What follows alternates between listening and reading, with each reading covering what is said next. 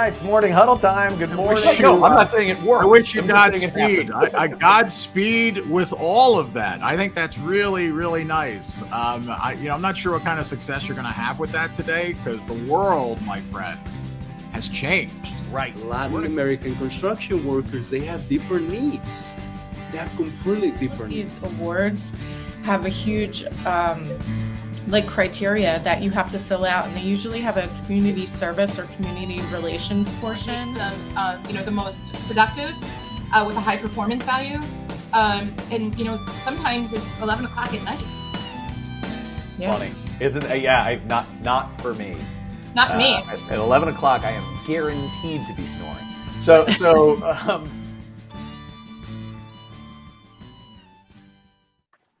It's morning huddle time. Good morning. I'm Chad Prinky. I'm here as always alongside co-host and producer Stacy Holzinger. Stacy, how are you this lovely morning? Good morning. Thanks for joining us, everyone. It's our last episode of season 4 today, so we're happy to have Phil. Phil, thank you so much for joining us. How are you this morning? I'm doing good. I feel honored to be part of this 50th episode. Well, I got to tell you, I felt honored, and last night I started thinking about it in a different way. I'm like, why did he wait so long to ask me to be on the show? But either way, I'm going to take the positive thing. I'm glad I'm here. I would only focus on that, Phil. Don't get in your head about the other thing. Right? Okay, I got it. So Phil Key is the president of Ruppert Landscape. Ruppert is, this is. Stacy does an incredible job of booking all of our guests. Like, really, she's amazing at finding great people who for the most part, I have no idea who they are. And she brings them on, and I learn so much and build relationships. It's been awesome. Every now and again, I get to contribute, and I've been able to wrangle Phil and get on his calendar and get him here to join us this morning. Ruppert's been a long time, I don't know, Phil, 12-year or so client of mine and relationship. I've been fortunate enough to be along for the ride, and Phil, I think, is going to come on today and give us an opportunity to take a look inside their business, take a look inside Ruppert Landscape. A little bit of context for Ruppert. Ruppert is a commercial-only landscape contractor. They've got a maintenance division, they've got an installation division, and the installation division is doing construction projects all over the country, some of the largest landscape and hardscape installs that you'd want to see. I think at recent count, about 2,000 or 2,100 employees, something like that, Phil? Just got out of a meeting this morning. We are 5 short of 2,000, so we're almost at 2,000. 1955. You think this summer might scale up 5 people, or do you have that room? So it's really 1995, but I knew you were never totally good at math. Yeah. Yeah, not a strength. Math and listening. Neither of those really. I can tell you this: good. we need the people. Now we got to find them and hire them. So we're not slowing down the hiring. Excellent. Yeah. So and we'll spend some time talking about that. And something across like 10 states. Fair. Does that sound right? Yeah. I mean, aside from the major projects in Oklahoma, we jump out to do other projects, but call it 10 states that we're permanently in. And so Ruppert started, and this is, I think, for, like, big picture, this is really just an opportunity from my perspective to talk about some of the things that make Ruppert special, but to do that in a way that, educates and brings a lot of value to the audience in general. I think for context, we'll talk about the history of Ruppert for a second. Ruppert started in the early 70s. Is that right? Correct. And then that's Ruppert 1. So talk to us about what. So there was Ruppert 1, there's Ruppert 2, and now we're on Ruppert 3. A lot has happened. So maybe, I don't know, maybe you catch us up on it rather than me, going through my recollection. We started in early 70s, probably kind of got going in the 80s. It took a while to ramp up. I actually joined in 85, so I missed some of the very beginning. But the very beginning had to do with figuring out what kind of services we wanted to offer. We started in residential and then slowly moved to commercial. Kind of mid 80s was when we first started the branching structure. So we had our second branch. And so really from early 70s to mid 80s, we were working out of one location, just trying to figure things out, like everybody else. How do we get new customers? How do we produce the work for those new customers? How do we collect the money, make sure we got payroll met each week? Those are the kind of things we're worried about. And as certain things started working, we tried to replicate them. That's awesome. So the business builds in that first iteration, really based on this whole decentralized concept, the branch model. Every branch kind of runs like its own business. Best practices get shared amongst branches, and you grow. In 1998, Ruppert sells. Right. So we sell to Service Master. There was a consolidation in the industry at the time. And we felt, on one hand, we felt a little threatened. At the time, we were doing just under $50 million in revenue, which still made you a top 10 landscaper in the country. But obviously very fragmented. We were still relatively small. And as these different entities were rolling up the industry, we did feel threatened a little bit. Like, would we be able to compete against these larger companies? But plus there was opportunity for our employees. We figured we wanted to be part of this. It was going to be a big kind of change in the industry. And so that's what kind of triggered us at that time to move forward. And so in 98, Ruppert sells, and where do you go, by the way, during that time? What's your job for the next X years? So I stayed at our new company of Triggering Land Care, and I was part of that for 9 years. But different things happened. The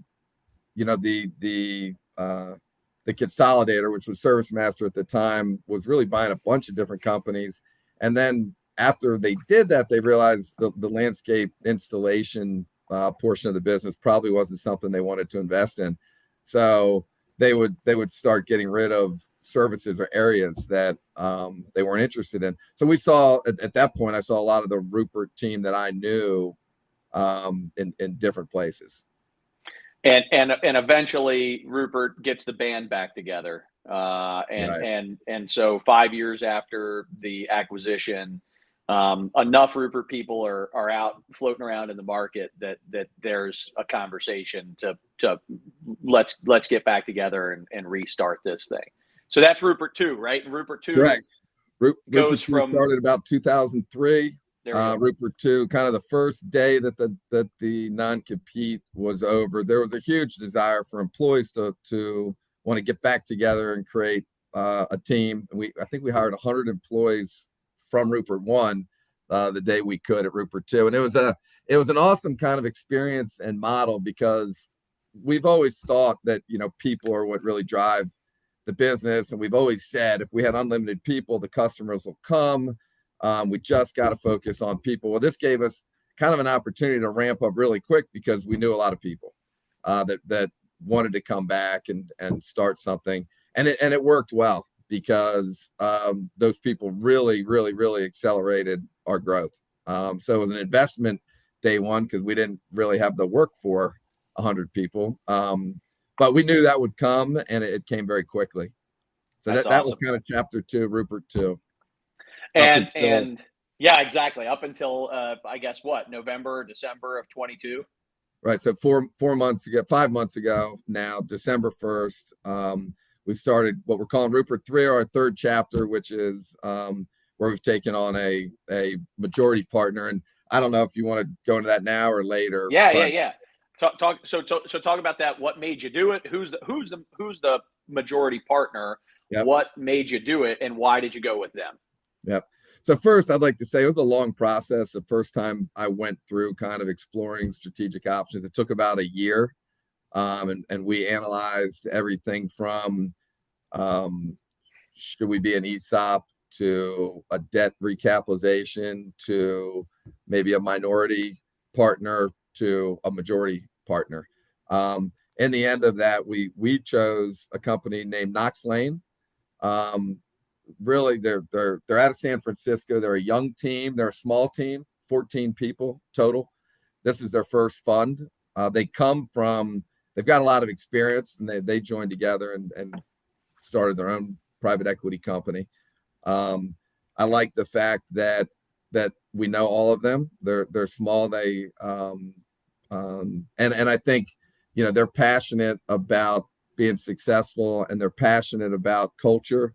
They saw that early with us that I think we matched there. It's their first investment in the landscape industry. So, you know, we're their quote platform with which to build on, which I think is good for us. And then we'll get into this a little bit. Well, let me back up. You said kind of why did you do it in the first place? Here you are, you're going along, you're 2,000 employees, you're assuming making good money, right? Everything's working. You know, why do you look for a partner in the first place? Why do you look to sell? Yeah. So the obvious answer, which is one of the answers, is it provides some liquidity. It gives you a way to value that's been built up in the company. It gives you a chance to take some of that out of the company. The company was owned, these are rough numbers, but 70% by Craig Ruppert and family and 30% by employees. Okay. But kind of the biggest thing, like that's always a reason, but really succession. Like, who is the ownership group that's going to continue to carry this on? Craig is 69. He's got plans to continue to work less. He's still currently our CEO. He's chairman of our board. You know, he's active in the business every week, but he would like to work less days each week as time goes by. So it was going to give us a chance to do some succession planning. We've extended our ownership group from roughly, so the employee portion I talked about grew from roughly 35 people to 65. So it's virtually allowed us to make anybody who's running an operation, running a location, and up an owner in the company. I think that is super important. It's incredible. I mean, it's you know, so just to reiterate that, because that was a lot of information. Ruppert 2 had 30 different owners who, you know, were a part of the employee base. When the transaction happened in December, there was an opportunity to create 35 more owners, it sounds like. And so now there's 65 owners who are employees. There's an outside majority partner, and you know, the ownership pool has gotten more diverse. You got it. The only thing I do want to stress is every employee that was an owner in Ruppert 1 is still an owner in Ruppert 2 is still an owner in Ruppert 3.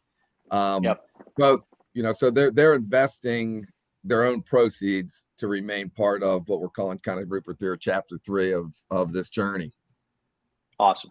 All right, cool. So, man, there's so much in there. By the way, the only other thing, it allowed us to do two other things. Really allowed us to share some of the proceeds with employees. So anybody that had worked here a year shared kind of in the value that was built.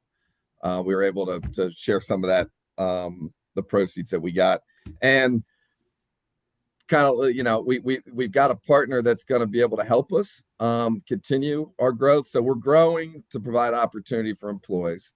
Our growth has averaged roughly 18% from 2003 to now.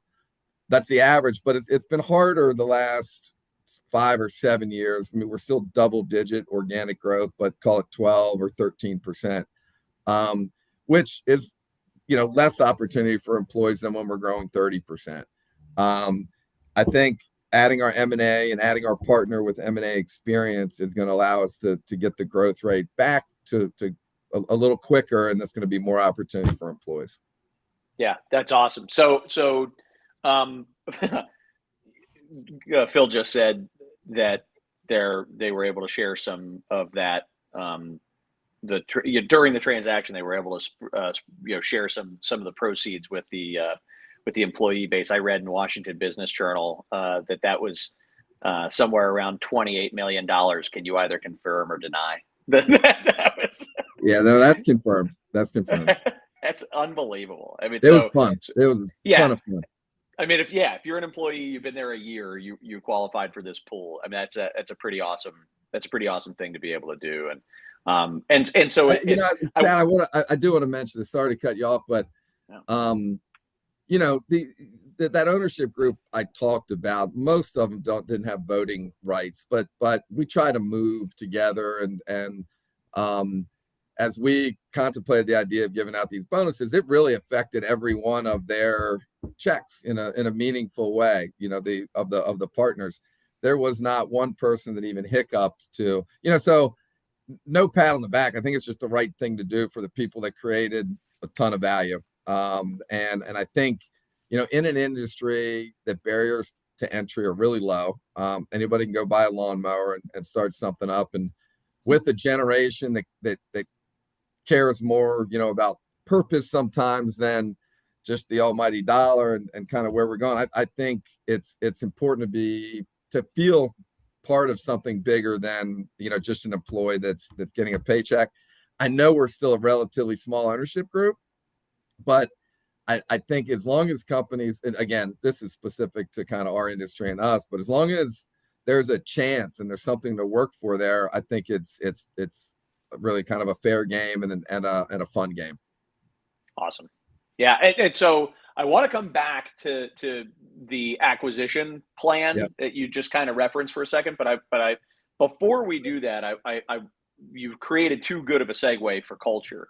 As you talk about the values, think about what created that moving together. You use that term. I like that a lot.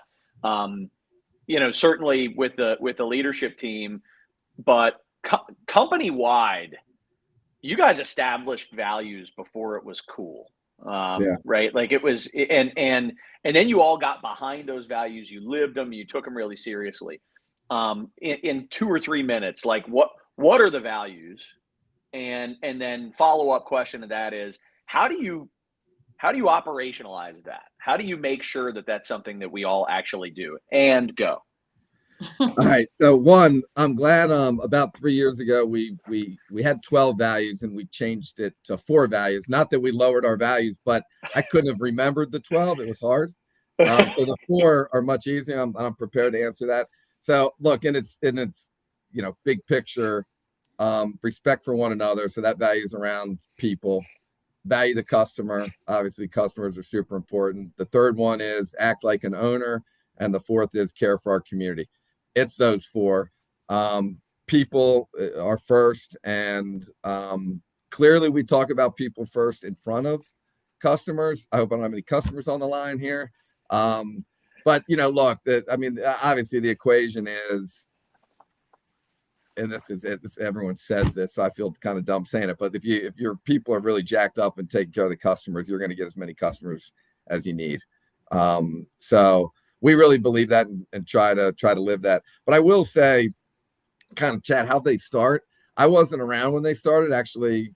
So I came to the company at age 15 in 1985. The company had already been around for 10 years. And the reason I came to the company, because there was a group of, at the time, 3 or 4 guys running it, and I believed in what they were doing. Meaning I liked what they talked about. I liked what was important to them. I liked that they were encouraging. They were like good coaches, if you want to put it that way. Yeah. That leadership team really is why I came. And they started documenting over time. I don't think it was till we had our first branch where we decided we needed to actually document the values, and we wrote them down. Like I said, there were 12. They did a good job of articulating kind of who they thought we are. And I would just say to everybody, I think it's hard to write values of who you want to be. It's kind of like if you saw my goal list every year, who I want to be, and I achieve like half of them.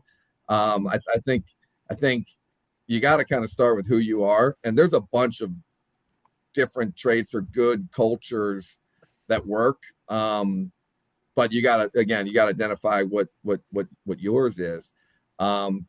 They documented that. We kind of live it. We try to hire people that fit into that. I mean, there's plenty of good people that may not fit into it. Like, for instance, very, very, very direct culture here. Chad, you've worked with us for years, so you know that. That's super uncomfortable for a lot of people. And other people, need to live that way. They need to be very, very direct. So it's not necessarily good or bad. It's just kind of who you are. And I think, documenting that and having people rally around that is really, kind of the key. And it's not that hard if it's really just who you are. What I love about that answer is that, in a really nice way that I barely even felt, you basically said, like, we know who we are, and if you want to be a part of that, you're going to love it. And if that's not who you are, it's probably going to be not a great fit. Well, you found 2,000 people for whom it's a good fit. You know what I mean? Right. And so, right. but that means there's millions for whom it's not. And I think that's fair. one of the best things to take away from this, if you're in the audience, is when it comes to really nailing culture and having your values be something that everybody can see and experience inside and outside the business, you have to have the courage to not try to accommodate everybody. Right. Yeah. And look, I don't mean that in a bad way. Yeah. I mean that in a way where it's sort of like, what we're not going to do is water down what our core values to make this a comfortable experience for everybody who needs to be here. We're going to try to be, and I know down to a person, you're very open and accepting and all that type of stuff. So I don't mean that to say, you're excluding people. I just mean that to say that you're not gonna negotiate on the things that are most important to you. No, that's fair. As you were saying that, though, it's not like we have a line out the door, and we're getting to select each employee we want to hire. I mean, it's tough out there. I'm sure everybody's experiencing it. So I totally agree that we don't compromise on our values. We probably do compromise sometimes in the hiring process. We could be more selective, but I think probably it's our style to give people a chance to say, kind of, here's who we are, and that's true, and we hope you find some benefit in that, or like it here. Yeah. It's well, and let's be honest, a lot of the people that you hire don't know their own values yet. So I'd imagine you probably help to make a lot of them better people, if that makes sense. So, well, cool. So let's circle back to then. So we've got vision. We've got values and we've got culture. And now in Ruppert 3, you're going to do something that you've never really done, which is you're going to start adding large to mid, like, in other words, going concerns. You're going to start acquiring going concerns and adding them to Ruppert's, adding them to your business.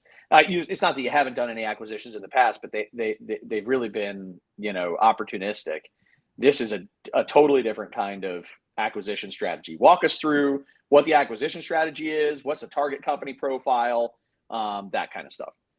Yeah, well, thank you, Chad. First, our plan is to still grow organically more so than through acquisition, but we do plan on growing through acquisition, mainly to get into new geographies. So we're looking for companies that are adjacent to geographies where we are. In a perfect world, if I go down kind of the perfect 4 or 5 items, for a potential target, we know that not every target's gonna be able to have all those attributes, but probably first and foremost, we want a culture that will match ours, because we just talked a lot about culture and hiring somewhat for culture. Same with acquiring. If we'd have to bring kind of like-minded folks together, so as not to dilute the culture. That doesn't mean you can't have new ideas. Like, don't confuse that, but they got to feel comfortable kind of within this culture that's built.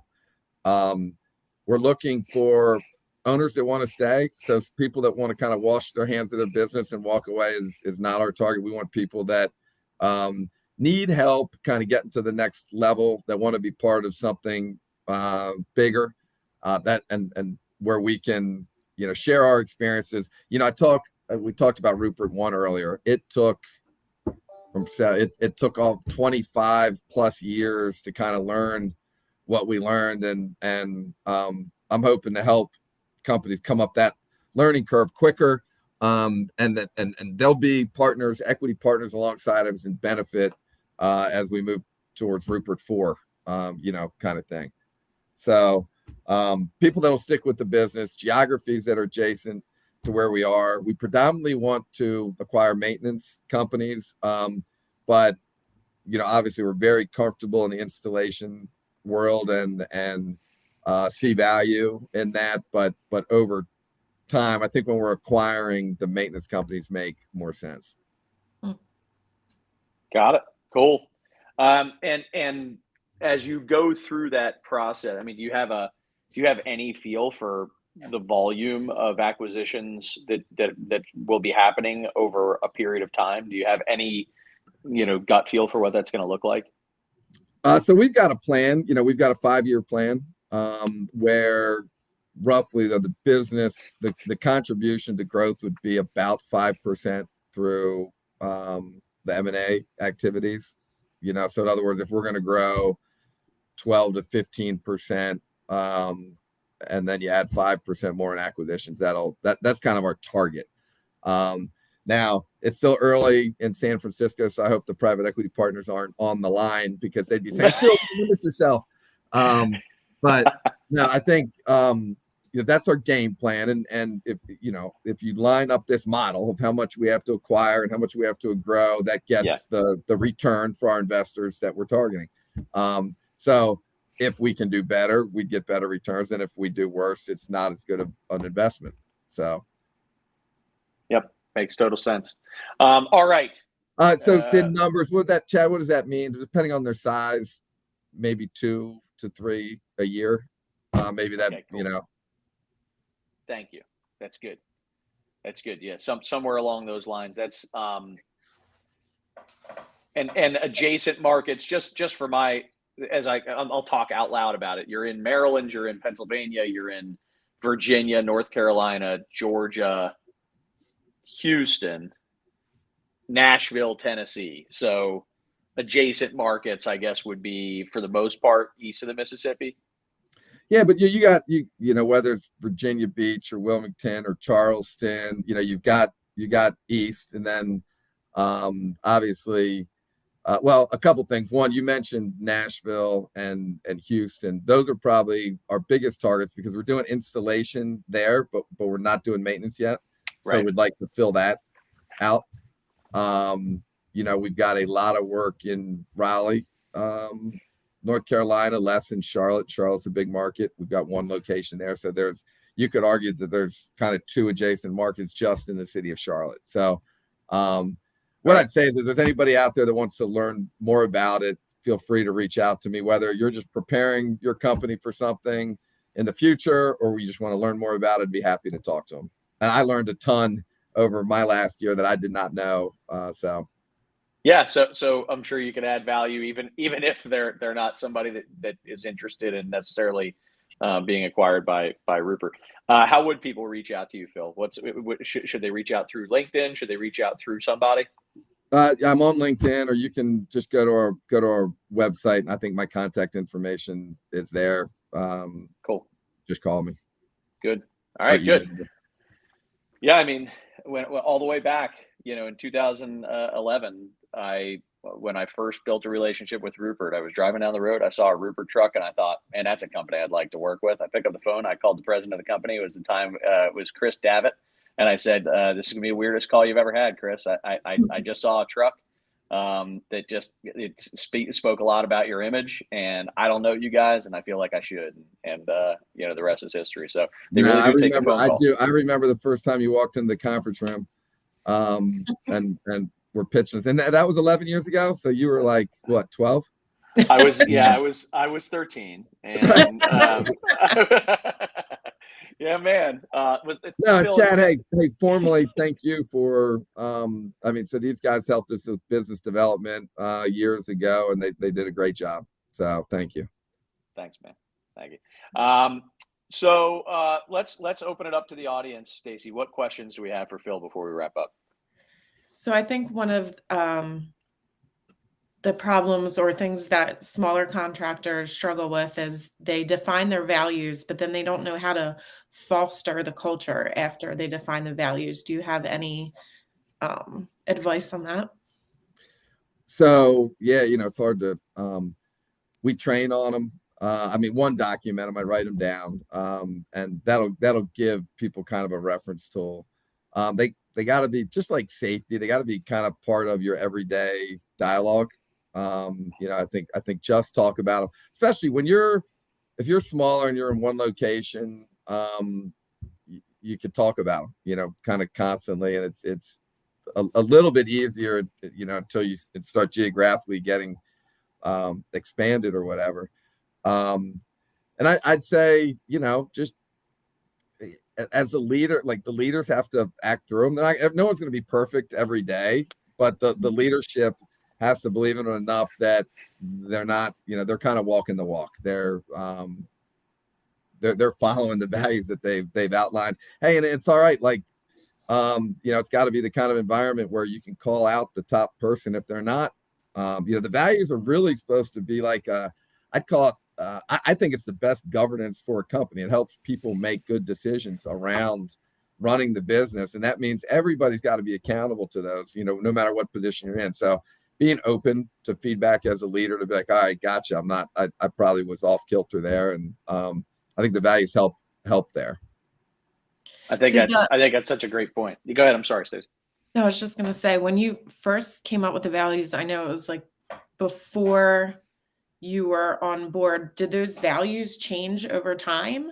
Do you tweak them to fit different periods or generations? Well, I would say, yeah. So we do a 5-year plan every 4 years. I know that doesn't make a lot of sense, but anyway, that's the way we do it. And we always start with mission, vision, values. Let's check those. Any words we want to change, anything we want to, make kind of more modern. But I'll tell you, kind of specific to your question, things like, I'll use innovation. In the early years, innovation wasn't one of our values. We didn't think about it. We were just trying to get the work done. We weren't going to sit back and think creatively about a way to do something different. We added that one, call it 15 years ago. So when I say added, we have 4 values, but there's kind of subsections that fall underneath those. So yeah, they've grown. They've kind of expanded over years. We didn't have money to invest in innovation in the early years. We didn't even want to think about it. We just copied off of the big guys. Yeah, and so I'd say they've changed, but it sounds a little bit weird. You're like, have your values changed over the years? It's like, well, your values are kind of in here, so they stay very consistent, but they're tweaked a little bit. Yeah, good to know. I don't know, anything else you can think of, Chad? No, I think I think we can wrap up here. It's been an awesome conversation, Phil. I think if any contractor is following this story and thinking about how they want to grow, how they want to capitalize on opportunities to bring in outside investment, to potentially sell, to all the things that are incorporated in the story you've shared with us today. You've given a fantastic kind of roadmap for some of the ways that you guys have navigated through it. So and I love that you're open and interested in hearing from anybody who has more questions. That's awesome. So no, I think thank you for being with us for episode 50. Man, I'm figuring out our viewership was only like 10, so I could take that many calls. It's fine. Well, yeah, the live viewership is the recorded viewership is maybe a very different number. Very different number. Be careful what you wish. No, I know. Don't put out your phone number or anything. Yeah. I'm not responsible for that. No, this has been fun. I appreciate working with both of you this morning on this. It's been fun. Wow. Thanks. Thank you, Phil. We'll let you get going. Stacy and I have a little bit of housekeeping to tend to before we wrap up. We'll see you soon. Thanks. All right, thanks. See ya. All right, Stacy. All right. So season 4 in the books. Boom. 12 episodes. A lot of lessons learned, a lot of fun. What was the biggest thing you learned this season? Oh man, you're always gonna put me on the spot, huh? Of course I do. Yeah. There's so many great people this year. I can't even put it. Just the topics are just getting crazier and crazier, and I've already got August pretty much booked up. I am interested to talk about AI and how that is involved in our past episodes. I don't know. Mental health with Rex was really cool. That seems to be a really popular topic now. I'm so excited that we're changing the way we're thinking about mental health, because especially in our industry, it's such a stigma. That's been a big one for the past since COVID. Really, people are really taking that seriously. I agree, and I think there have been a lot of positive strides there. My biggest, as I reflect on this season, I think the biggest thing I learned was that there are viable alternative methods to integrated project delivery that are happening and happening successfully while not making the headlines, which I thought was that was really good information from Genesis and from those guys that came on and talked.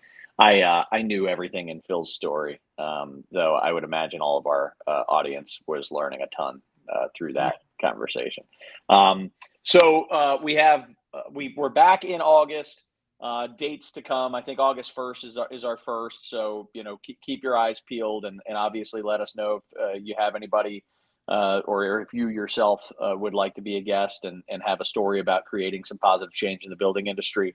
And just a reminder that Stacy and I will both be at the NAWIC Northeast Conference this year on May 5th, which is Friday, May 5th, around noon.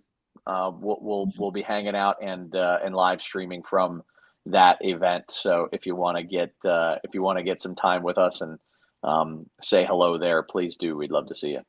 Yeah. All right, cool. We will see you in several weeks while Stacy and I reload and come back for season 5, ready to go.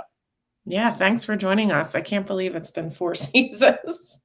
Same here. This was always supposed to just be a 6-episode mini series, Stacy. I want to remind you of that. All right. Thanks so much. Yeah. All right. Yeah. Keep going until the wheels just come off this summer. Yeah. We'll see what happens. See Thank you you so guys. much. See you, Stacy. Thanks, everyone.